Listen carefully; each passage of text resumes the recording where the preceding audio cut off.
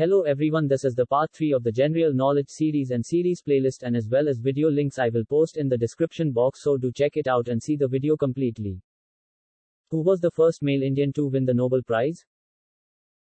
Yes, the correct answer is Rabindranath Tagore. Who was the first male Chief of the Army Staff? Yes, the correct answer is General Maharaj Rajendra Singh Ji. The first male Indian to receive Bharat Ratna Award? Yes, the correct answer is Dr. Radhakrishnan. Who is the first male Indian to receive Jnanpith Award? Yes, the correct answer is Sri Shankar Kurup. Who is the first male Indian to receive Paramveer Chakra? Yes, the correct answer is Major Somnath Sharma. Who is the first male Indian Chief Justice of Supreme Court? Yes, the correct answer is Justice Hirala J. Kania. Who is the first male Indian Commander-in-Chief of India? Yes, the correct answer is General Cariappa. Who is the first male Indian to cross English Channel? Yes, the correct answer is Mihir Sen.